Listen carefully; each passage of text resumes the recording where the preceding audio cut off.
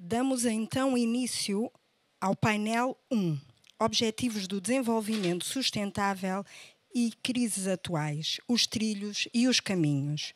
Pedimos que se dirijam ao palco a senhora professora doutora Sónia Pereira, a senhora doutora Fátima Quitério, o senhor doutor Ricardo Loureiro, a moderadora, a senhora professora doutora Raquel Vaz Pinto, que é investigadora do Instituto Português de Relações Internacionais da Universidade Nova de Lisboa e professora auxiliar convidada da Faculdade de Ciências Sociais e Humanas da mesma universidade. É também consultora do Conselho de Administração da Fundação Calouste Gulbenkian e comentadora residente de política internacional de diversos órgãos de comunicação. Mais tarde, juntar-se-á também a este painel a senhora doutora Catarina Marcelina.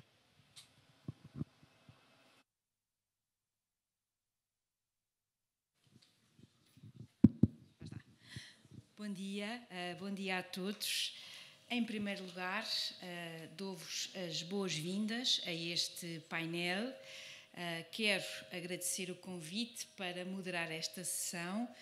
Eu sou professora de Relações Internacionais e, à primeira vista, podemos pensar: e o que é que as relações internacionais têm a ver com as questões mais concretas de saúde pública? Tudo a ver, tudo relacionado. E, em particular, a pandemia trouxe, de facto, esta questão, até mesmo ao nível da discussão do que é hoje o nosso conceito estratégico de defesa nacional. Pensamos e incluímos. Queria também dar os meus sinceros parabéns à Associação Portuguesa para a Promoção da Saúde Pública, um tema tão relevante e tão transversal. 26º encontro é obra. E, em particular, à volta deste tema, que é um tema abrangente, transversal, inclusivo, esta ideia, este objetivo, esta meta, este tema tão relevante, os Objetivos de Desenvolvimento Sustentável e as crises atuais. Queria também agradecer à Lina Guarda o convite, uma vez mais. É com muito gosto que estou aqui, vou aprender muito convosco. E temos, de facto, aqui um painel de luxo, com especialistas em várias áreas importantíssimas desta questão da saúde pública, nas suas diversas vertentes. E eu queria só fazer aqui, primeiro, já tomei a liberdade de tratar todos pelo primeiro nome, esquecendo os títulos. E, em segundo lugar, queria também pedir para que as exposições iniciais tivessem a duração de cerca de 15 minutos, para depois podermos também ter ainda algum tempo para ouvir os vossos comentários, as vossas perguntas a este nosso painel. Eu vou seguir a ordem deste programa e, portanto, o pontapé de saída vai ser dado pela Alta Comissária para as Migrações, Sónia Pereira, e de seguida passaremos à Fátima Quitério e depois, last but not least, o Ricardo Loureiro e, entretanto, a Catarina Marcelino se irá juntar a nós. Vamos a isso. Penso que já estará, sim. Muito bom dia, muito obrigada pela oportunidade também de estar convosco aqui nesta manhã, no Encontro Nacional da Associação Portuguesa para a Promoção da Saúde Pública e, em concreto, sobre este tema dos Objetivos de Desenvolvimento Sustentável e um pouco procurando refletir sobre as crises que vamos enfrentando e como tivemos a oportunidade de perceber todos durante a pandemia. Todos estes nossos mundos se cruzam e é muito importante termos estes espaços de encontro e de debate em conjunto. Cumprimento também os meus estimados colegas de painel e esperamos que possa ser uma sessão interessante e também tenho expectativa de poder partilhar este momento com estas entidades. Esta Agenda 2030 de Desenvolvimento Sustentável já entrou em vigor em 2016, portanto temos já alguma trajetória na sua implementação, constituída por 17 objetivos, 169 metas e aborda várias dimensões. E é importante pensarmos também nesta estrutura, o social, o económico, o ambiental e também o objetivo de promover a paz e a justiça. Inclui desde a erradicação da pobreza e da fome, à igualdade de género, saúde de qualidade e é de facto muito abrangente e toca muitas das áreas em que todos nós trabalhamos cotidianamente. E tem também princípios, pessoas, planeta, paz, parcerias e prosperidade, que é importante pensarmos também na forma como vamos refletindo no nosso trabalho e na forma como o desenvolvemos. E estes são pilares que dizem respeito aos Objetivos de Desenvolvimento Sustentável, mas que também já são pilares para muitos de nós na forma como desenvolvemos a atuação das nossas organizações. Em 2016 não tínhamos ainda enfrentado muitas das situações que nos confrontam hoje, mas já tínhamos enfrentado um conjunto de situações que deram relevância à constituição desta agenda. Mas à medida que o mundo vai enfrentando novas crises, renovadas, diferentes, aquilo que foi definido na Agenda 2030 começa a ficar também em risco. E o relatório dos Objetivos de Desenvolvimento Sustentável de 2022 destaca isto mesmo, e incluindo os efeitos de crises como a pandemia Covid-19 ou um grande conflito, como é o caso da guerra atual na Ucrânia, ou ainda com a persistente emergência climática que continuamos a enfrentar. Este relatório dos Objetivos de Desenvolvimento Sustentável 2022, publicado em julho deste ano, destaca o efeito que estas crises têm na persecução desta Agenda 2030. A pandemia, a guerra, a emergência climática afetam negativamente a humanidade de uma forma multidimensional. Alimentação, nutrição, saúde, educação, paz, segurança e também os fenómenos migratórios são atravessados por todas estas situações. Milhões de pessoas sofrem de fome, vivem em extrema pobreza e isto agravou-se após a pandemia Covid-19, o que tem um impacto também de nos fazer refletir sobre os objetivos e a forma como foram definidos numa época pré-pandémica. As mulheres são proporcionalmente mais afetadas pelas consequências das crises e foram também no caso da pandemia. Existe hoje um maior número de conflitos do que no momento da criação das Nações Unidas. E temos cerca de 2 mil milhões de pessoas que residem em países afetados. E não obstante todas estas condicionantes, devemos continuar a manter o nosso propósito de alcançar os objetivos que foram traçados na Agenda 2030, nesta perspectiva de construirmos em conjunto uma sociedade mais justa e equitativa. E por isso é importante termos estes momentos em que refletimos na prática de que forma é que podemos contrariar estas tendências globais no nosso dia-a-dia e desenvolver ferramentas e práticas que nos permitam continuar nesta trajetória da implementação destes objetivos. Em Portugal e em concreto no Alto Comissariado para as Migrações que eu represento, temos procurado fazer isto mesmo nas várias áreas de atuação e também afetados por algumas destas crises e designadamente a que resulta dos deslocados da Ucrânia que vieram para o nosso país. Antes disso, também o acolhimento humanitário dos cidadãos afegãos em risco nos convocaram para o desenvolvimento de novas respostas neste âmbito e com o mesmo propósito. E estas respostas que vamos desenvolvendo para fazer face a crises que vamos enfrentando não são indivisíveis da Agenda 2030. As ferramentas criadas, as práticas implementadas contribuem também para que estas medidas sejam concretizadas e que estes objetivos continuem a ser perseguido. E agora aproveito este momento para partilhar convosco aquilo que é a atuação do Alto Comissariado para as Migrações, de uma forma que nós consideramos e procuramos ativamente que esteja alinhada com estes objetivos da Agenda 2030. E vou fazer referência a uma destas crises que implicou uma grande adaptação por parte dos nossos serviços, em concreto o acolhimento dos deslocados da Ucrânia. Os dados do Serviço de Estrangeiros e Fronteiras, a entidade que é responsável pela recepção e processamento dos pedidos de proteção temporária, registra mais de 54 mil pedidos deste mecanismo de proteção, mais de 14 mil dizem respeito a menores de 18 anos e perto de 32 mil correspondem a mulheres. Portanto, aqueles grupos que já nos habituámos a ver como requerendo uma atenção específica da parte dos serviços que atuam nestas respostas.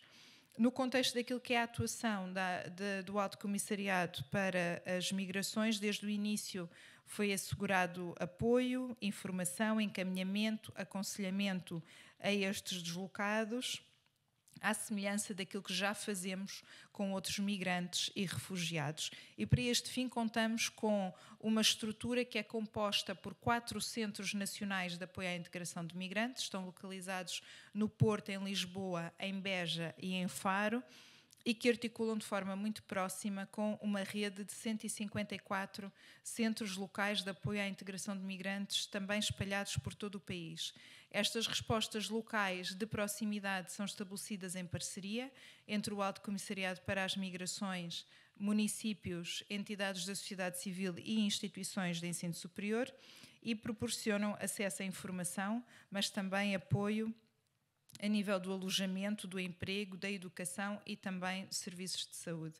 E estas estruturas articulam de forma muito próxima também com a área da saúde.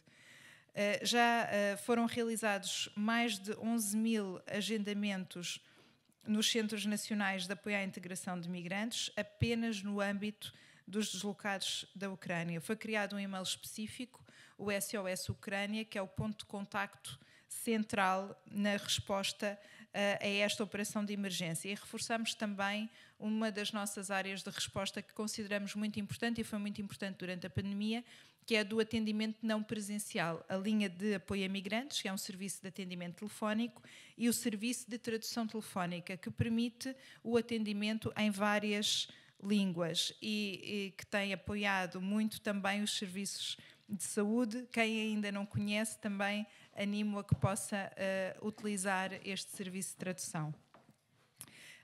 Até ao momento já foram atendidas perto de 5.300 chamadas apenas no âmbito da operação de acolhimento da Ucrânia e mais de 700 traduções também realizadas neste âmbito.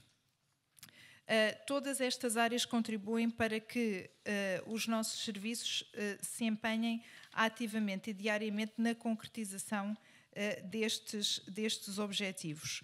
Em particular, o acesso à saúde, à educação, o trabalho, a redução das desigualdades, que está também no centro desta nossa atuação.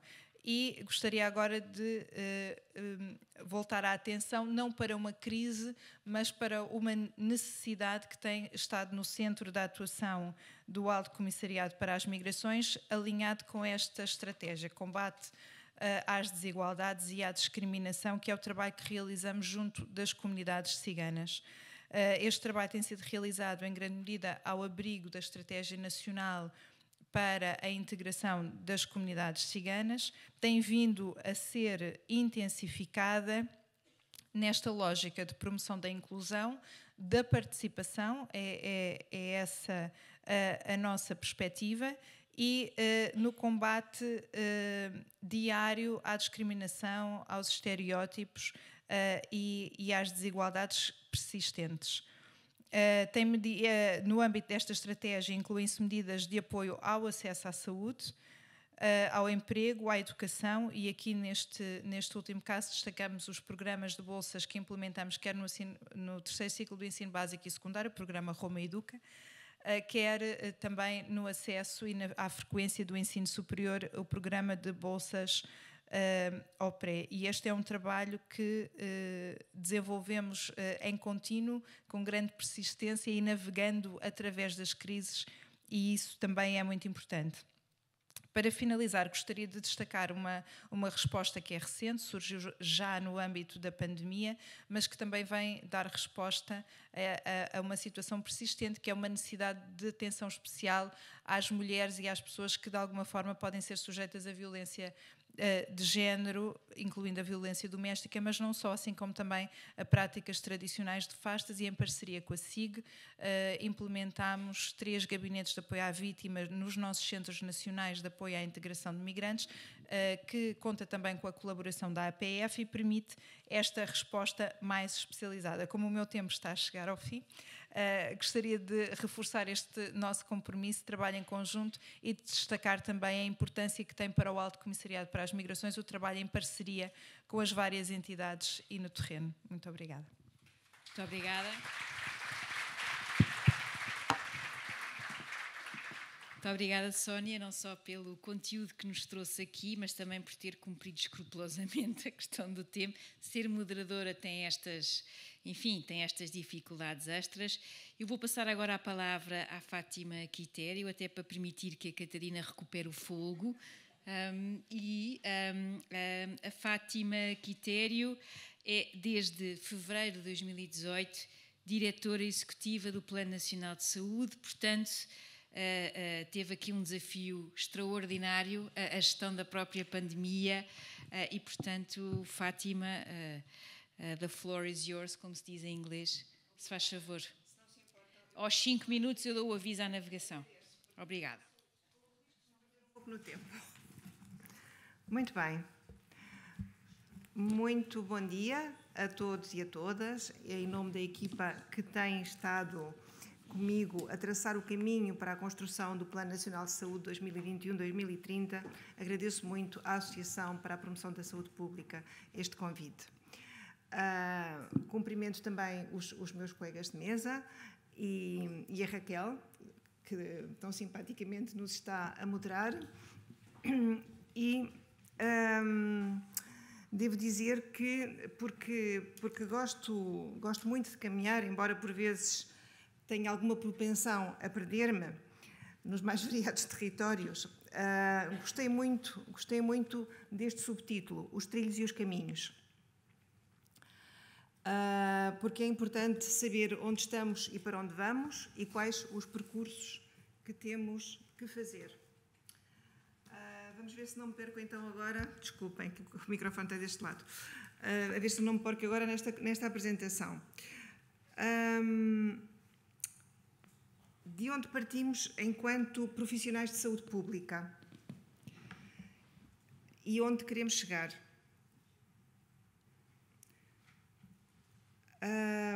Talvez esta ideia da promoção da saúde seja um dos pontos de partida, esta ideia que cada vez mais nos remete, como aliás reforçou a nossa Diretora-Geral, cada vez mais nos remete para a saúde planetária, ou talvez mesmo mais atrás, desde o juramento de Hipócrates, que já nos deu alguns motes para aquilo que é a missão da saúde pública e os objetivos do desenvolvimento sustentável.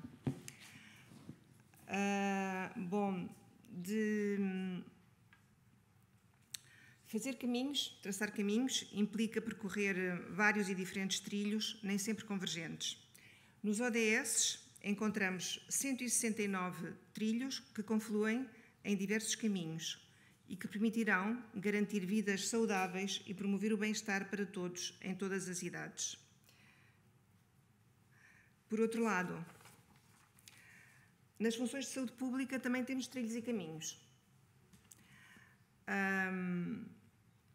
E foi um pouco pensando nestes percursos, nestes caminhos, que eu orientei esta apresentação. É de facto muito ambiciosa a missão da saúde pública e aquilo que se espera dos serviços, aquilo que se espera das nossas funções core. E devo dizer que eu também não sabia muito bem, tive algumas dúvidas e tive que destrinçar no dicionário a diferença entre trilhos e caminhos. E descobri então que trilho também pode ser um cilindro de madeira com dentes, uma coisa pesada e que deve fazer doer. E pensando de facto nesta missão e nestas expectativas com que nos confrontamos, bom, se calhar não é mau também termos algum instrumento pesado e algum instrumento robusto. Por outro lado, trilho também parece ser um instrumento que serve para bater neste caso para o coalho, para fazer o queijo. Então, os trilhos também podem ser formas de acelerar processos, como é o caso. Então, quais são os trilhos da saúde pública que podem acelerar os processos para a saúde sustentável e para os objetivos do desenvolvimento sustentável? Que foi desde logo o referencial que adotámos para a construção deste Plano Nacional de Saúde.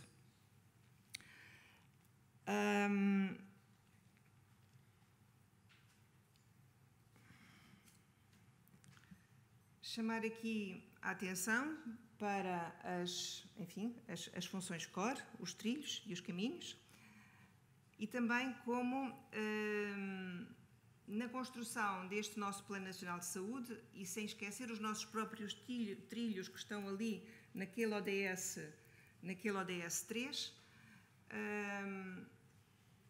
teremos que considerar todas as outras dimensões dos outros 16 ODS, porque efetivamente, e como já foi aqui salientado nas intervenções anteriores, não poderá haver saúde enquanto houver pobreza, não poderá haver saúde enquanto houver uma má nutrição ou uma nutrição desadequada, não haverá saúde enquanto não houver igualdade de género e enquanto as mulheres estiverem sujeitas às situações que já nos foram apresentadas nas conferências da manhã. Precisamos de água e saneamento seguros, precisamos de energia limpa e acessível, precisamos, sobretudo, de um trabalho decente e precisamos de combater as desigualdades.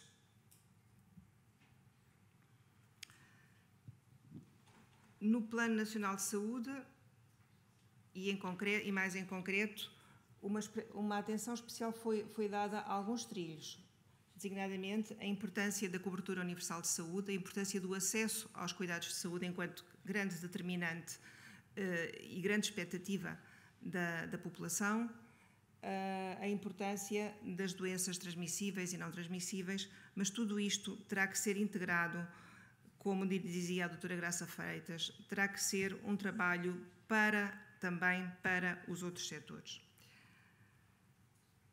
Falar um pouco do percurso, do que foi este percurso ao longo destes últimos anos.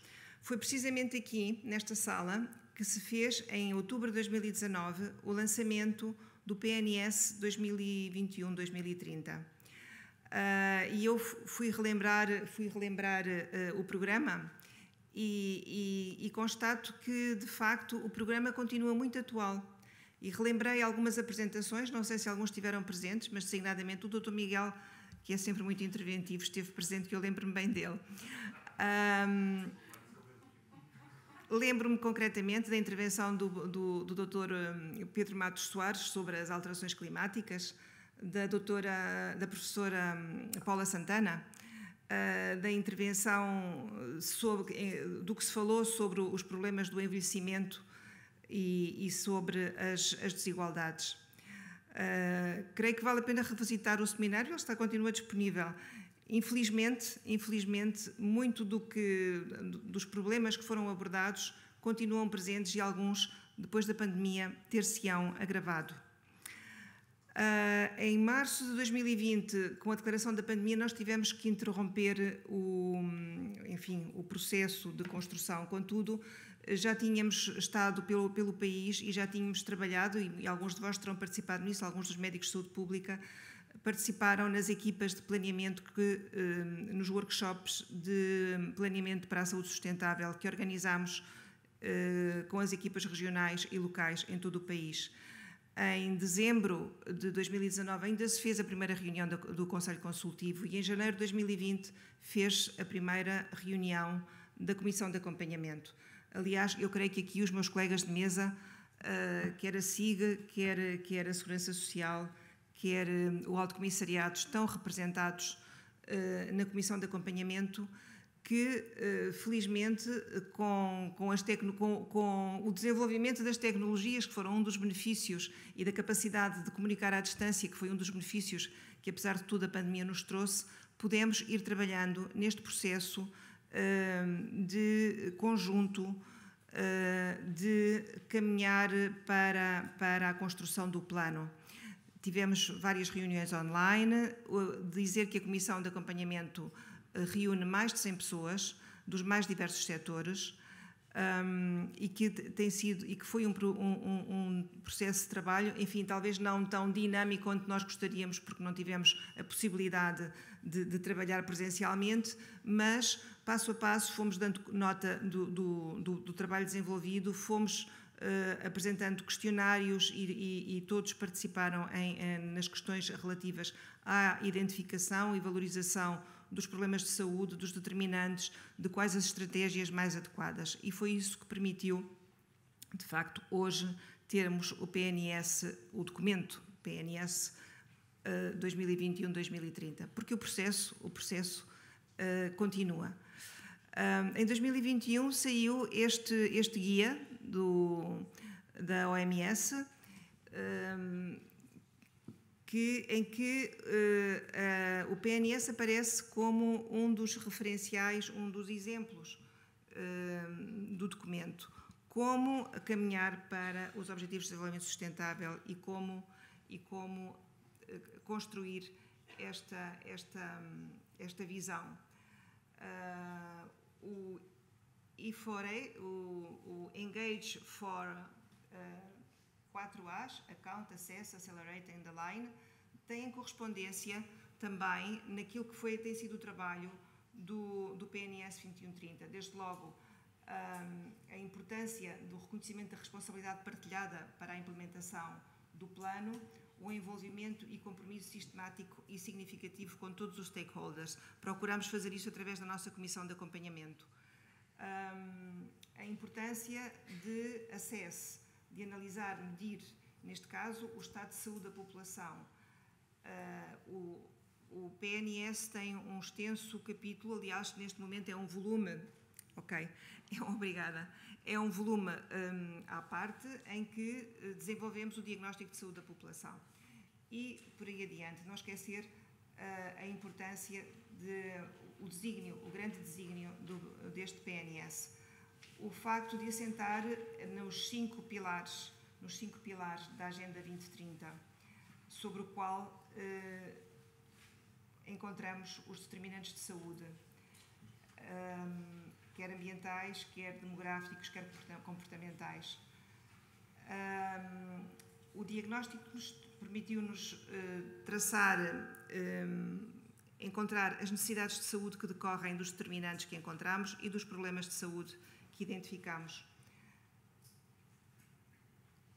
E, a partir daqui, há um conjunto de necessidades de saúde que estão expressas e para as quais teremos que contar com a participação de todos, porque, como efetivamente foi dito na conferência pelo professor Adalberto, a saúde não pode ser só construída com os serviços de saúde e com o setor da saúde. A saúde tem que ser construída com todos e por todos. E, portanto, esta ideia da parceria alargada com todos os setores é fundamental. Muito brevemente dizer que o plano nos traz 5 grandes desígnios, a partir do qual se desenvolvem estratégias e depois ainda objetivos mais específicos. Dizer que estes grandes desígnios confluem para estratégias que encontram também aqui um paralelo com aquilo que a OMS e os SDGs promovem no que diz respeito à aceleração. Que áreas podem acelerar este processo? Quais os fatores que são contextuais e que serão diferentes de país para país, com certeza, para acelerarmos o caminho para o atingimento dos ODS? Aqui estão alguns deles. A inovação e, sobretudo, a inovação no que diz respeito ao trabalho conjunto e às parcerias é fundamental. E depois temos recomendações para a implementação, das quais vos trago as 10 principais recomendações. E dizer-vos que este processo começou, vai continuar, porque a implementação do plano é um trabalho de todos e de todos os setores. Para tal, consideramos fundamental a manutenção da Comissão de Acompanhamento, com a sua multissetorialidade, e, eventualmente, poderemos precisar, agora para o plano de implementação, do seu eventual alargamento. Portanto, chamar a atenção para que contamos com todos agora, a partir de agora, para o desenvolvimento do plano, e relembrar, neste momento de crise, em que não esperávamos estar com uma guerra na Europa e no limiar do que poderá vir a ser uma guerra mundial, lembrar que, de facto, como foi dito, as crises são permanentes, e, como tal, poderemos ter que meditar, fazer algumas meditações. Trago-vos esta meditação do John Donne, lembrando que nenhum homem é uma ilha e todos somos atingidos. Vivemos, de facto, num condomínio, num pequeno condomínio. Creio que atingi o meu tempo. Muito obrigada.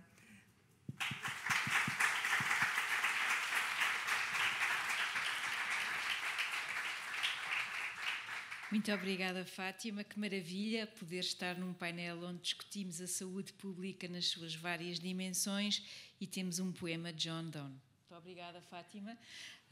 Passava agora a palavra, não sei se avanço para a Catarina, se avanço para o Ricardo. O que é que acham? Talvez... Então, pronto. Vamos ao Ricardo. O Ricardo está aqui connosco, pertence à Comissão para a Cidadania e Igualdade de Género. Gostava também de destacar da sua mini nota biográfica o facto de ser investigador do Observatório Europeu das Prisões e tratar um tema que infelizmente não tem a atenção devida, que é a situação dos presos e os seus direitos humanos. Muito bem, Ricardo. 15 minutos.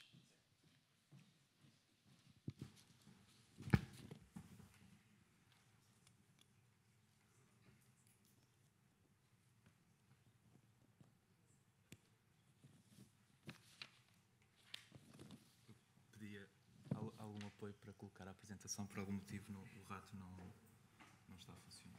Eu infelizmente não olho para mim. Tenho aqui a apresentação? Tenho. Temos ratos. Já temos ratos, estava perdido.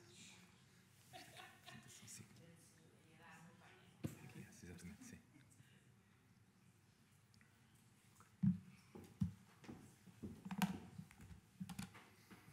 Eu vou, para começar, por colocar o tempo a contar no cronómetro para tentar cumprir os 15 minutos. Bom dia a todas e a todos. Ricardo Loureiro, da Comissão para a Cidadania e Igualdade de Género, da equipa na área da violência doméstica e da violência de género. A parte de ser investigador sobre questões prisionais no Observatório Europeu das Prisões, no fundo, o grande tema que me traz aqui hoje decorre das funções enquanto técnico da Comissão, nomeadamente na área da violência doméstica e da violência de género, e porque, evidentemente, há aqui uma correlação intrínseca da intervenção em matéria de violência doméstica e violência de género e as questões de saúde. Portanto, procurarei fazer um bocadinho esta correlação nestes 15 minutos. Parabenizar o evento também, o programa tão rico e tão interessante. Já tenho tido a oportunidade de estar aqui desde o período da manhã e, portanto, realmente tem sido enriquecedor também para mim poder aprender com gente tão reconhecida, da mesma forma em que partilho um painel também com os colegas, também já com uma experiência e bastante reconhecidas a nível nacional. Cumprimentar todas as pessoas mais uma vez desse lado. Eu ia iniciar com um breve vídeo, não vou perder tempo com o vídeo, confesso. É um breve vídeo da apresentação da Comissão, mas rapidamente dizer que a Comissão para a Cidadania e Igualdade de Género está sob a tutela da Sra. Secretária de Estado para a Igualdade e as Migrações, tem como, enfim, grandes áreas de atuação a promoção da igualdade de género, a promoção da violência doméstica e da violência de género e o combate ao tráfico de seres humanos. E, portanto, resumidamente, são estas as grandes áreas de atuação da Comissão. Procurando fazer aqui um afunilamento mais estratégico com as questões da violência doméstica e depois para a relação também com os impactos ao nível da saúde e desta correlação, inclusive também com os Objetivos de Desenvolvimento Sustentável. Portugal implementa, do ponto de vista estratégico, políticas públicas, nomeadamente por via de diversos planos de ação nestas áreas, e em particular na área da violência contra as mulheres e violência doméstica e violência de género, desde o ano de 1999. E, portanto, desde então até aos dias de hoje, este, no fundo, é o grande documento, a grande orientação estratégica em termos de toda a atuação e toda a prática profissional nestas matérias, que evidentemente se correlaciona com uma diversidade gigante de entidades parceiras. Atualmente, em vigor está a Estratégia Nacional para a Igualdade e Não Discriminação, que tem um período de vigência mais alargado, nomeadamente que alguns planos anteriores, nomeadamente desde 2018 a 2030, portanto é um período temporal vasto desta estratégia também conhecida como Portugal Mais Igual. A Estratégia Portugal Mais Igual, no fundo, integra 3 planos de ação individualizados, um plano de ação relativamente às questões da igualdade entre mulheres e homens, um outro plano de ação relativo à prevenção e combate à violência contra as mulheres e violência doméstica e ainda um outro plano de ação relativo à discriminação em razão da orientação sexual, identidade e expressão de género e características sexuais. Sendo evidente uma correlação estratégica destas áreas de atuação e destes planos com o Objetivo de Desenvolvimento Sustentável 5 relativo às questões de igualdade de género, a verdade é que o próprio instrumento da Estratégia Nacional para a Igualdade e Não Discriminação evidencia uma correlação muito próxima entre os Objetivos de Desenvolvimento Sustentável e os próprios objetivos estratégicos de cada um destes planos. Se tiverem a oportunidade de consultar o documento, verão que há aqui uma correlação entre não só o Objetivo de Desenvolvimento Sustentável 5, e esse é muito mais evidente, mas na verdade existem outros Objetivos de Desenvolvimento Sustentável que acabam também por ser alimentados por diversas das atividades ao longo destes 3 planos de ação.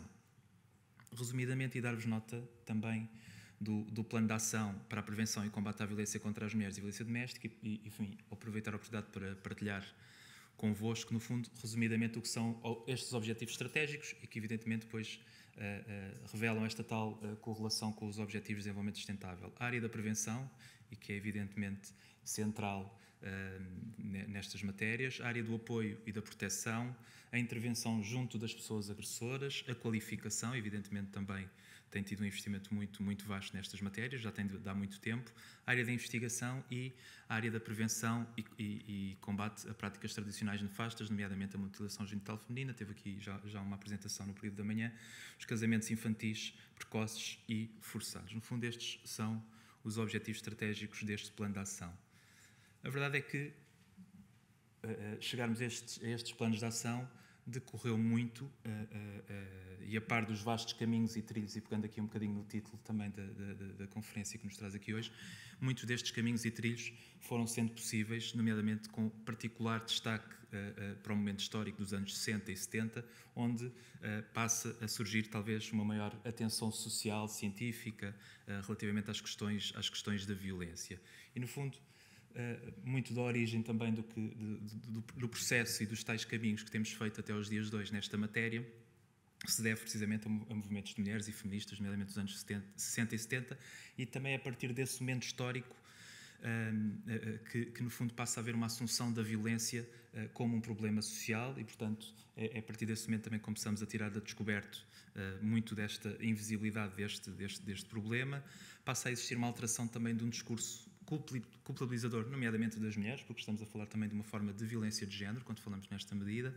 Paralelamente, decorre também a dimensão da emancipação económica e uma reedificação também do papel das mulheres nas famílias e na sociedade, e é também a partir deste momento histórico que começam a surgir mais e melhores percepções sobre os custos sociais, económicos e de saúde nesta área. Aproveito ainda também para destacar alguns momentos históricos, não correndo aqui o risco de reduzir bastante, mas, enfim, pareceu-me pertinente. A Conferência Mundial de Pequim, em 95, em que a violência de género, enfim, passa a ser reconhecida internacionalmente como um problema social.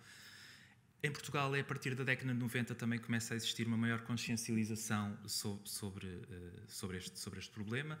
Aliás, motivo pelo qual, em particular, em 99 é quando surge o tal primeiro plano nesta matéria.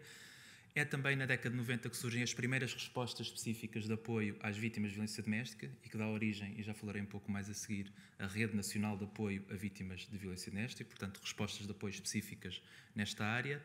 Em 2000, a violência doméstica é tornada crime público e a reconhecida e conhecida a Convenção de Istambul entra em vigor a 1 de agosto de 2014. Sendo certo que o caminho é vasto, quer de movimentos sociais, de políticas públicas, de todos e de todas nós, a verdade é que, olhando inclusive para os momentos históricos, ela não deixa de ser relativamente recente em termos do seu processo. Creio que é sempre importante também termos alguma noção do impacto da realidade com que estamos a falar e não falar só do ponto de vista mais qualitativo e talvez às vezes um pouco mais abstrato em termos dos reais impactos do que é a violência doméstica, a violência de género e a violência contra as mulheres. E, portanto, pegando até em dados bastante recentes da ONU, é possível concluir, num dos relatórios agora de 2021, que globalmente, uma em 3 mulheres foi ou é vítima de violência física e ou sexual no mundo. Globalmente, também, uma mulher e ou rapariga é morta a cada 11 minutos em sua casa por parceiro íntimo ou membro da família. Em Portugal, há uma denúncia de violência doméstica a cada 20 minutos. Por outro lado, a violência doméstica também é o crime mais reportado junto das forças policiais, nomeadamente no Relatório Anual de Segurança Interna. Está sempre no topo, nomeadamente em 2021, assume também em particular esta liderança. Ao nível das pessoas condenadas, e quando estamos a falar aqui de uma questão de género e desigualdade e de poder desigual entre homens e mulheres, é evidente que as pessoas condenadas representam, em grande maioria, são representadas na grande maioria por homens, estamos a falar de 95%, e portanto as questões das masculinidades dominantes e hegemónicas são absolutamente centrais também de serem trabalhadas. Entre 2009 e 2021, um aumento, diria, bastante considerável em termos das condenações pelo crime de violência doméstica, estamos a falar de um aumento de 72%, e depois em termos da Rede Nacional de Apoio a Vítimas de Violência Doméstica, que está no fundo, que se concretiza em serviços de proximidade e respostas específicas. No último ano, 2021, foram acolhidas a nível nacional 2.877 vítimas, das quais quase 50% destas pessoas acolhidas eram crianças e ou jovens ou dependentes maiores que tivessem que estar a cargo. Por outro lado, a grande maioria das pessoas acolhidas são representadas pelas mulheres, estamos a falar de 97% do grande universo. Já ao nível das pessoas atendidas, um universo total de cerca de 19 mil pessoas atendidas, que se traduz num universo, eu diria até gigante, de 132 mil atendimentos, e também a este nível, ao nível das estruturas de atendimento desta rede nacional de apoio, as mulheres representam 90% desse universo. Ora, é evidente que as questões da violência doméstica e da violência contra as mulheres, são um problema de saúde pública. Essa é uma dimensão importante também na intervenção e na prevenção que é realizada nesta área. As mulheres vítimas de violência doméstica acabam por evidenciar mais problemas de saúde e tendem a procurar mais os serviços de saúde por comparação com as pessoas não vítimas, homens ou mulheres. Por outro lado, e é uma área também de interesse particular, nomeadamente a propósito das questões das masculinidades, existe ainda em Portugal pouca expressão ao nível da intervenção, nomeadamente na área da saúde e da saúde mental, junto das pessoas agressoras. Existem algumas experiências particularmente interessantes, mas também aqui creio que temos algum caminho para poder ser feito. Ao nível dos impactos da saúde, a violência doméstica é uma causa frequente de lesões significativas, de distúrbios, dificuldades ao nível da saúde mental e problemas crónicos de saúde nas mulheres, e portanto esta dimensão é central quando trabalha estas matérias. Calcula-se que 50% das mulheres, por doenças do foro psiquiátrico, têm um passado de vitimação e, portanto, são alguns indicadores que também nos devem alertar, nomeadamente ao nível dos serviços de saúde, para a intervenção, que também já é feita de uma forma bastante estruturada nestas matérias. Quando estamos a falar em impactos de saúde, enfim, muito do que surge, nomeadamente ao nível do atendimento a vítimas de violência doméstica, é relativo a distúrbios cognitivos e de memória, comportamentos depreciativos ou de grande evitamento, distúrbios de ansiedade, alterações da sexualidade e ou na imagem corporal, as questões também de género relativamente que cruzam aqui com os comportamentos aditivos e as dependências, que também merecem uma atenção específica, alterações do sono e do apetite.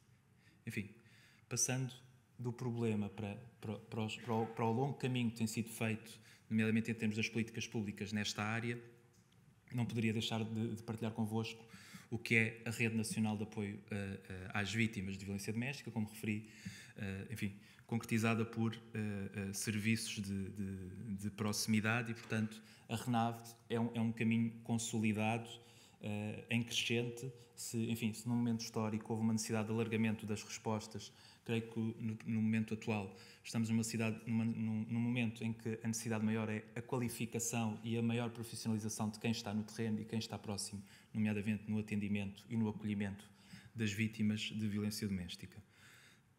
Partilho um pequeno gráfico de crescimento, só para que também tenham alguma noção da evolução histórica e do crescimento da tal Rede Nacional de Apoio a Vítimas de Violência Doméstica.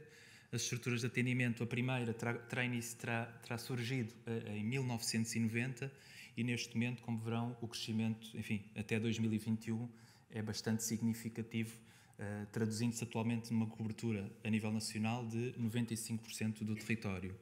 Também as casas-abrigo tiveram uma evolução, depois a partir mais ou menos dos anos 2000 mantiveram-se em termos do seu número, e 17 respostas de acolhimento de emergência. Estruturas de atendimento, para quem possa não estar tão familiarizado com estas respostas, são respostas de porta aberta, com horário de funcionamento, onde qualquer pessoa se poderá dirigir através de um atendimento na área especializada sobre as questões de violência doméstica, pode beneficiar quer de informação jurídica, do apoio social e ou do apoio psicológico específico, nomeadamente por colegas especializados também, enquanto técnicos e técnicas de apoio às vítimas. Depois, as 37 casas-abrigo e os 17 acolhimentos de emergência, no fundo, precisamente, são respostas de acolhimento, nomeadamente para situações excepcionais e de risco particularmente elevado, em que a grande diferença tem precisamente a ver com o tempo de permanência nestas respostas. Muito destes serviços, nomeadamente ao nível da saúde mental, nomeadamente por via dos colegas da área da psicologia, tem aqui um papel fundamental em termos do empoderamento das próprias pessoas vítimas, nomeadamente a maioria, as mulheres. Dar nota também de uma resposta relativamente recente criada em 2021, as denominadas RAP, que são respostas de apoio psicológico para crianças e jovens vítimas de violência doméstica, portanto, respostas específicas na área da saúde mental dirigidas a crianças e jovens de violência doméstica, que durante muito tempo, quer do ponto de vista conceptual, quer da prática profissional, foram sendo consideradas como vítimas secundárias e nos últimos anos acabam também por assumir aqui um olhar mais destacado relativamente à intervenção nesta matéria. Para terminar, a 10 segundos dos 15 minutos, dar-vos nota, aproveitar evidentemente para vos convidar, estamos em vésperas de assinalar o Dia Internacional para a Eliminação da Violência contra as Mulheres, o dia 25 de novembro, decorrerá, dia 24 e 25 de novembro, o segundo Fórum Nacional Portugal contra a Violência e, portanto, aproveitar a oportunidade também para fazer aqui um bocadinho de divulgação sobre os nossos eventos. Obrigado.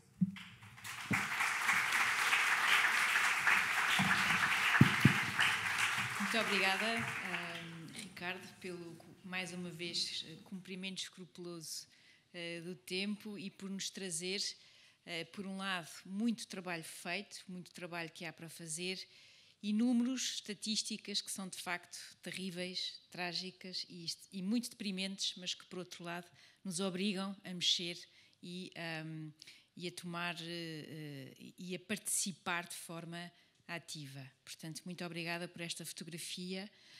Sem mais demoras, passo a palavra à Catarina Marcelino e que e que nos vai trazer aqui uma perspectiva, penso eu, mais centrada no que é a área da segurança social. Muito bem.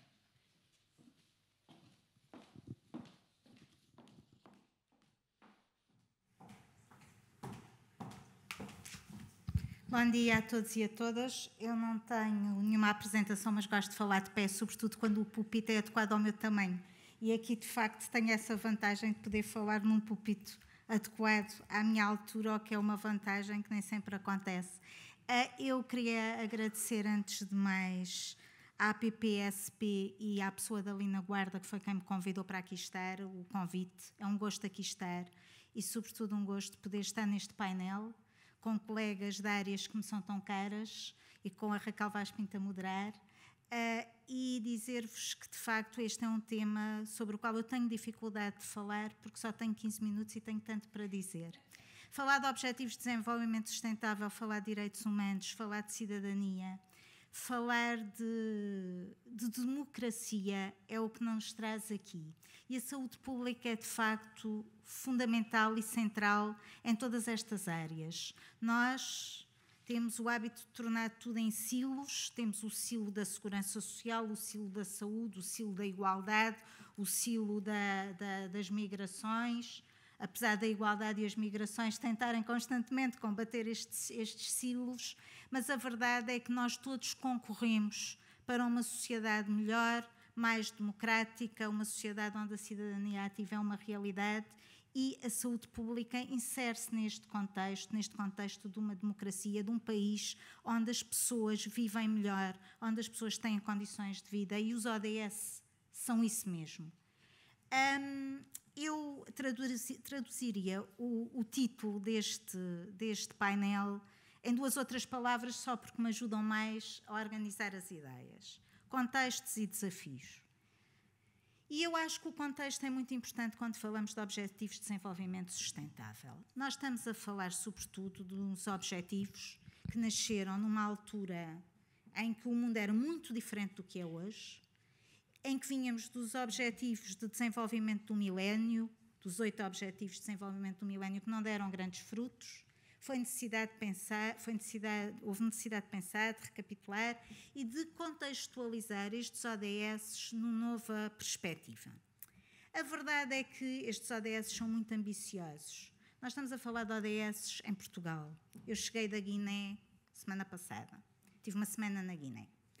E falar de ODS aqui, falar de ODS na Guiné, provavelmente falar de ODS na Índia, na China ou no Paquistão, para dar aqui alguns exemplos, ou no Brasil, são realidades completamente diferentes. Até se olharmos para Portugal e para outros países ocidentais, à partida democráticos, como os Estados Unidos, estamos a falar de coisas diferentes. Quando falamos de saúde em Portugal ou falamos de saúde nos Estados Unidos, estamos a falar de duas realidades completamente distintas. Nós temos um Serviço Nacional de Saúde. E, portanto, estamos a falar de coisas muito, muito diferentes. E eu acho que é bom este contexto, nós percebermos que estamos a falar hoje de ODS nesta sala a partir da realidade portuguesa. E tenho a boa notícia, que penso que se calhar já foi aqui dita hoje, que nós nos países da OCDE estamos muito bem posicionados naquilo que tem sido o atingir os objetivos de desenvolvimento sustentável. E isso, a mim, deixa-me satisfeita, porque acho que o nosso país está a progredir. Porque quando falamos de ODS, estamos a falar de direitos humanos. Os ODS nascem no âmbito das Nações Unidas e, portanto, nascem no âmbito dos direitos humanos. E há uma compreensão no século XXI, hoje, que os ODS são não só os direitos, mas também os direitos a concorrer para a sustentabilidade de um planeta nas suas diferentes dimensões, na dimensão das pessoas e na dimensão do ambiente. E hoje temos os jovens do nosso país a contestar a questão ambiental, não é? E como é que nós estamos a concorrer para a sustentabilidade ambiental. O que posso-vos dizer que para mim é uma alegria ver jovens contestatários, porque o país precisa, a democracia precisa de contestação e precisa também de sociedade civil. Portanto, são duas dimensões que a mim me satisfazem e que temos que encarar positivamente e não como um transtorno ou um problema. Mas a verdade é que os Objetivos de Desenvolvimento Sustentável nascem nesta lógica de direitos humanos. E os direitos humanos têm muitas dimensões e facetas. E este é o contexto século XXI nesta realidade do que diz respeito aos direitos humanos e às Nações Unidas. Mas depois temos 2 aspectos que eu não posso deixar de referir, que é a pandemia, uma questão muito cara à saúde pública e também muito cara à área da segurança social. Foi uma frente muito difícil durante um período extremamente difícil para todos nós, mas para estas áreas de intervenção foi de facto muito importante termos SNS, termos saúde pública e termos sistema de segurança social. Fez toda a diferença. Aliás, comparando com outros países, fez toda a diferença. E nós tivemos a pandemia, que condiciona, obviamente, os Objetivos de Desenvolvimento Sustentável, e temos uma guerra. Não é a única. Há outras guerras, também é importante sempre referir, que a guerra na Europa tem um impacto para nós maior porque é próxima, tem um impacto para o mundo porque é na Europa, mas não posso esquecer o Iémen, não posso esquecer o que ainda acontece na Síria, não posso esquecer o que outras guerras que podem não ser guerras desta natureza, mas são outro tipo de guerras, como o que neste momento acontece no Paquistão,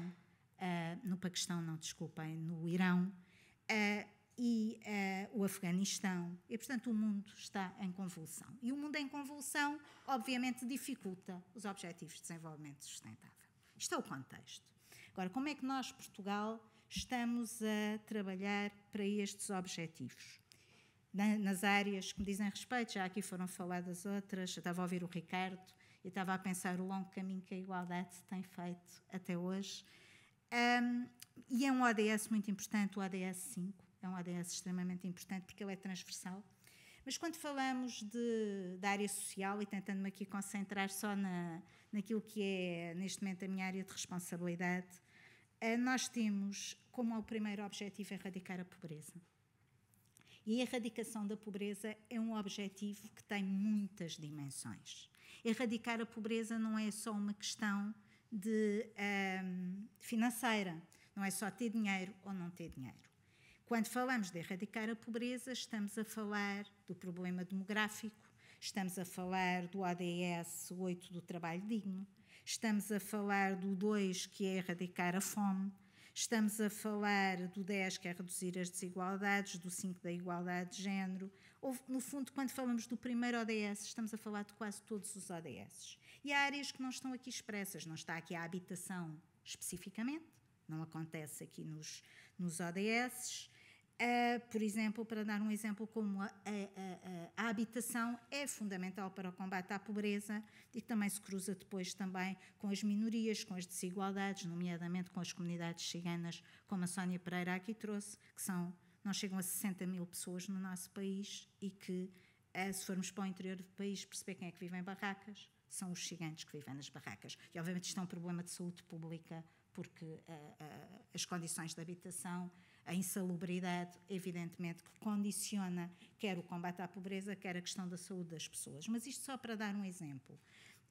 Posso-vos dizer que nós temos um conjunto de políticas que combatem e concorrem para a erradicação da pobreza. Temos, neste momento, uma estratégia, eu não vos vou explicar o que é a Estratégia Nacional de Luta contra a Pobreza, porque todos nós temos sempre estratégias, não é? Ainda bem que começamos a organizar-nos com estratégias, porque as estratégias são planeamento, e o planeamento leva-nos a cumprir melhor aquilo que é a nossa missão, os nossos objetivos, mas temos uma estratégia de luta contra a pobreza. Neste momento temos uma coordenadora nacional, que é a Sandra Araújo, que vem da rede portuguesa, da rede antipobreza, e a estratégia tem esta pluridimensionalidade. Tem a área da educação, tem a área da habitação, tem a área das migrações, tem um conjunto de questões lá dentro que, no fundo, permitem nós combatermos a pobreza nessas diferentes dimensões para conseguirmos atingir este objetivo. Mas, do ponto de vista da segurança social, há, de facto, medidas concretas que concorrem para este objetivo. A questão das transferências sociais, as prestações sociais, nada é mais importante. Quantos? 5. Não há nada mais importante que as transferências sociais em Portugal para o combate à pobreza. Se forem ver os dados, quer do INE, quer da Prodata, se nós não tivéssemos transferências sociais, a pobreza tinha uma expressão muito maior. Do que é que eu estou a falar? De pensões, estou a falar do rendimento social de inserção, do complemento solidário para idosos, do abono de família, aquilo que são as prestações sociais contributivas, mas também e sobretudo as não contributivas. Temos o programa operacional para alimentar o POA-PMC, que apoia neste momento mais de 100 mil famílias em Portugal. Temos os equipamentos sociais e as respostas sociais, as creches, as AMAs, os lares de idosos, e temos este desafio da área dos idosos. Eu queria terminar com a área dos idosos. A área dos idosos é uma área muito importante. Nós temos um problema demográfico muito grande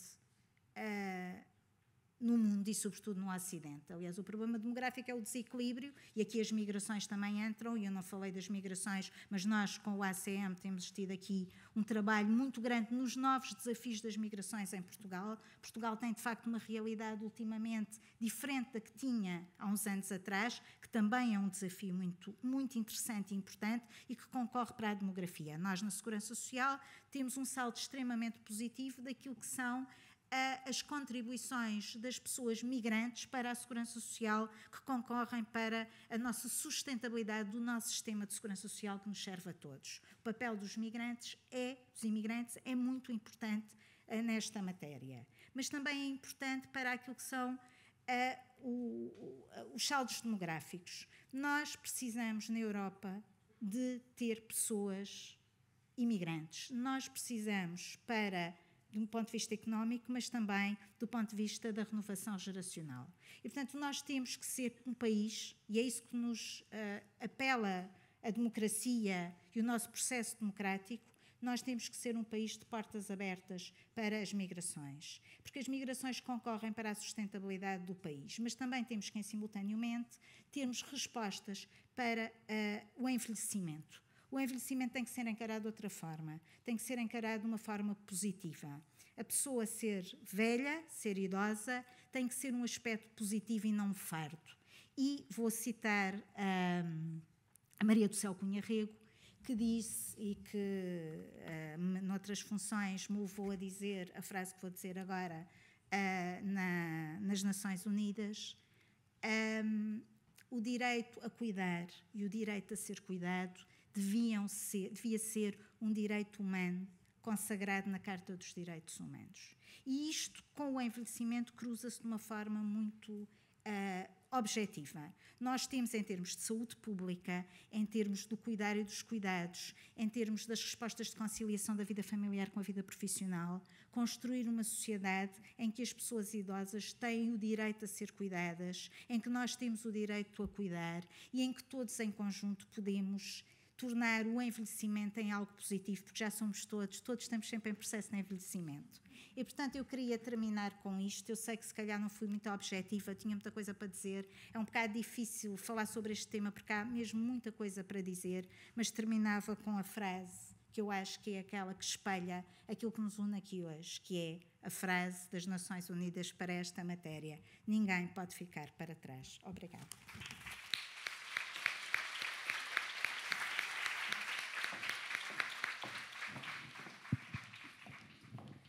Muito bem, obrigada, Catarina. Isto foi um luxo poder moderar este painel. Todos os meus colegas de painel cumpriram escrupulosamente o tempo, portanto a minha ação ditatorial foi limitada. E confesso-vos que, não sendo de todo especialista nas vossas matérias, eu estou aqui a fervilhar com 3.000 perguntas que gostaria de fazer. Nós começámos um bocadinho mais tarde, portanto eu penso que podemos acabar 10 minutos depois do tempo, e gostava de pedir-vos enfim, penso que podemos fazer uma ronda de perguntas. Pedia-vos o enorme favor de serem sintéticos na pergunta que colocam, para que eu possa ainda distribuir jogo aqui por entre os meus colegas de painel. Dr. Miguel em ação. Penso que é o Dr. Miguel, o famoso Dr. Miguel. Muito bem. Muito obrigado. Miguel Cabral, viva, médico de saúde pública. Eu gostaria de pegar, antes de mais, obrigado a todos pelas intervenções e pela partilha de informação num contexto tão diversificado. É muito interessante sempre. E gostaria de pegar nas últimas palavras da doutora Catarina, ao referir o slogan ou o mantra dos ODS, de não deixar ninguém para trás, porque no documento, apesar de já ser no final, portanto já pouca gente chega lá a essa parte, há um compromisso específico por parte dos Estados-membros em desenvolver os seus sistemas de informação para que se consiga desagregar os dados que estão disponíveis, de maneira a conseguirmos perceber efetivamente se está alguém a ficar para trás.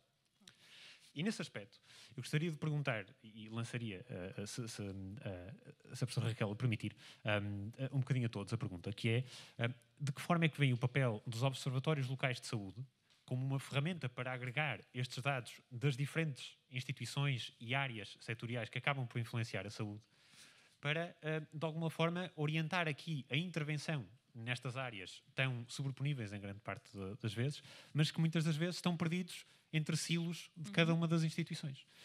E deixava essa questão, já que, pelo menos localmente, nós andamos neste momento a fazer o desenvolvimento do diagnóstico de situação de saúde e andámos aí a percorrer todas as plataformas e tem sido uma dificuldade. Portanto, gostaria de perceber qual seria uma eventual solução. Obrigado. Obrigada.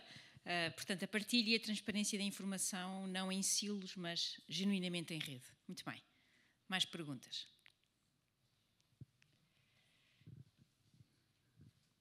Bem, então penso que vamos terminar com a pergunta do agora famoso Dr. Miguel para mim, porque eu não o conhecia antes, e esta resposta que eu penso que podemos todos responder na perspectiva daquilo que nós destacámos e fizemos, e depois eu no final faço aqui o laçarote final do embrulho.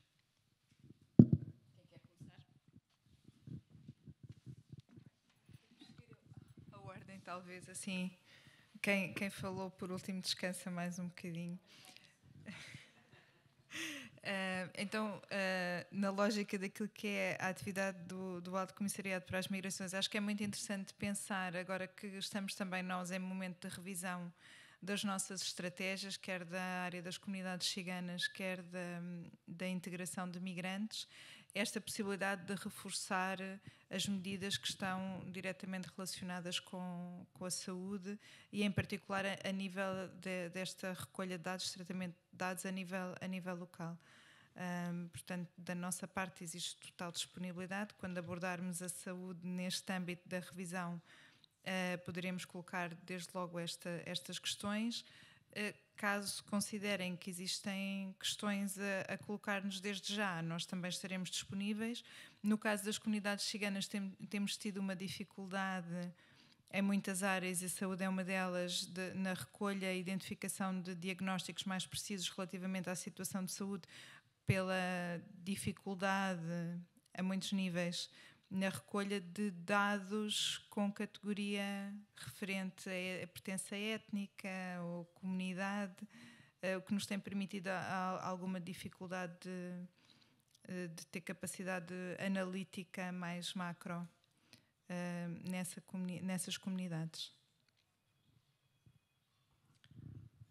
Ok, obrigada pela pergunta. Eu peço desculpa por aquela observação, mas de facto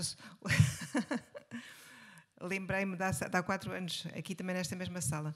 Sim, efetivamente, é um dos grandes problemas, e todos nós sabemos, portanto, a questão da informação e do acesso à informação, e de uma informação que seja trabalhada de forma consistente para responder às nossas necessidades de planeamento e de intervenção.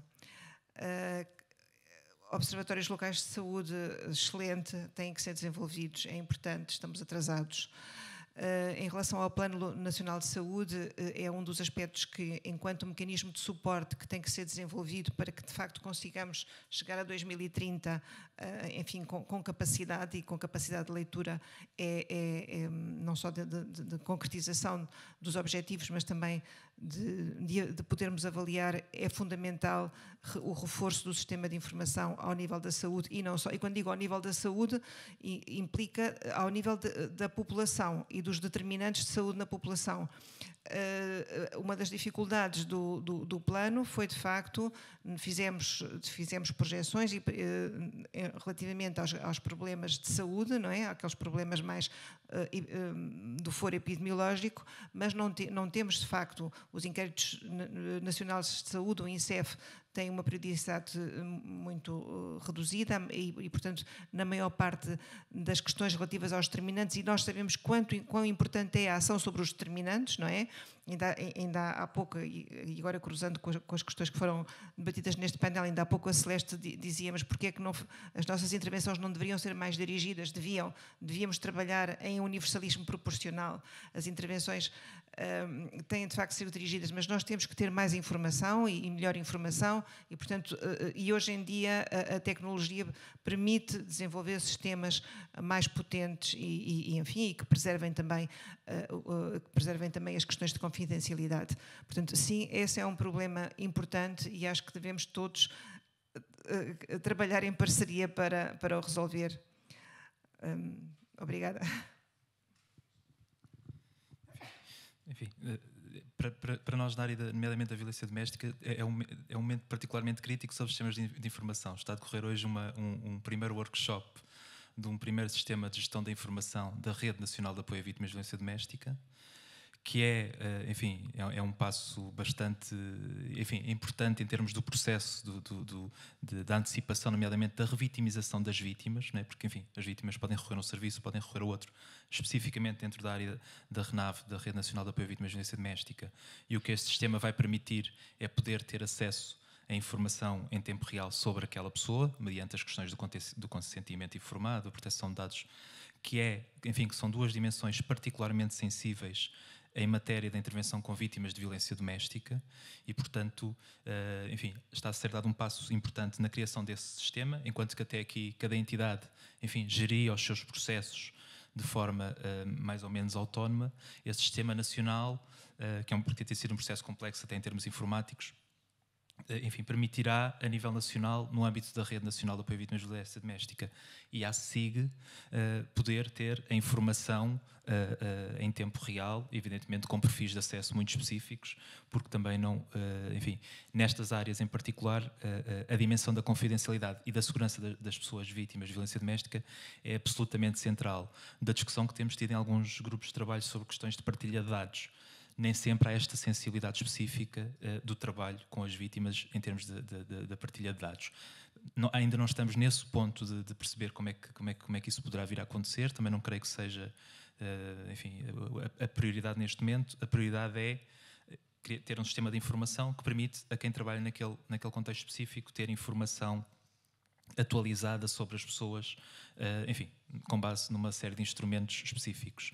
Aproveitar ainda sobre dados, não me querendo alongar muito, nomeadamente sobre as questões da saúde, que valerá a pena, enfim, quem não conhecerá, deixo um bocadinho também a nota, olhar do ponto de vista da saúde para as questões das recomendações que a própria equipa de análise retrospectiva de homicídios em violência doméstica tem nos seus relatórios, que são públicos, emanados, nomeadamente relativamente aos serviços de saúde, não é? A questão do registro, muitas vezes, nos serviços de saúde, de situações que serão mais ou menos evidentes de poder ter decorrido algumas situações de violência doméstica, dariam aqui muito tempo também para uma discussão bastante vasta. Mas, enfim, creio que seriam estas duas dimensões que me parecem pertinentes partilhar. Muito obrigada. Eu agradeço a pergunta e a questão, porque eu acho que há aqui uma dimensão que tem a ver com o local e o global, e eu acho que era em relação a isso que a sua questão estava aqui a ser colocada, nomeadamente quando fala dos observatórios locais. E eu tenho uma utopia, não é? Sempre onde temos utopias, acho que todos devemos ter utopias. E eu, relativamente ao país, mas também aos ODS, tenho a utopia, já tive noutras fases da minha vida, quando trabalhei mais diretamente com as questões dos ODS, que é nós conseguirmos meter sistemas locais de informação que possam contribuir e alimentar sistemas nacionais de informação. Porque nós temos os municípios, e as câmaras municipais, já agora também trazer aqui a dimensão do poder local, as câmaras municipais são extremamente importantes para o desenvolvimento de todas as políticas que aqui falámos. A saúde pública tem uma ligação profunda com as questões de administração territorial e de intervenção territorial. E era muito interessante que nós conseguíssemos, mas acho que podemos todos trabalhar para isso, que os observatórios locais de saúde, as redes sociais, onde a saúde também está assentada a par com outros parceiros, não é rede, mas as comissões da área da educação, as comissões na área da segurança, que eu estou a olhar para a doutora Lina Guarda, porque temos as duas assento na mesma, podermos trabalhar e construir sistemas de informação local, com o pormenor que a nível local se consegue e que a nível nacional não se consegue, e que toca questões que aqui já foram abordadas pelos meus colegas e outras, e que pudéssemos alimentar um sistema nacional de informação, e que mesmo em relação aos ODS, que os ODS pudessem exprimir naquilo que é o sistema de informação que o INE tem, porque o INE tem um sistema de informação para acompanhar os ODS, que pudessem exprimir de alguma forma esta dimensão local no que fosse possível. Claro que sabemos que isto teria que ser com um projeto piloto, que teria que começar, mas começar a fazer este caminho, porque a informação é poder. E nós termos informação partilhada é partilhar poder e também é partilhar responsabilidade. E, portanto, eu acho que esta questão dos sistemas de informação locais são extremamente importantes. E queria acabar com um exemplo concreto de um programa, já agora falar do PRR, porque o PRR concorre para tudo isto. Nós não falámos da Europa, mas a Europa concorre. Fui ao local, agora estou a ir à Europa. A Europa também concorre para tudo isto. E a Europa, nós temos, inclusive, o pilar das questões sociais, que no fundo é o caminho que a Europa faz para aquilo que é o combate às desigualdades na sociedade europeia, não é? No fundo, o plano estratégico, o pensamento estratégico europeu, que toca todas as áreas que aqui falamos. E, portanto, é muito importante que o PRR também concorra para tudo isto, não é? Ainda por cima, o PRR tem como objetivo combater deficiências estruturais em qualquer uma das nossas áreas.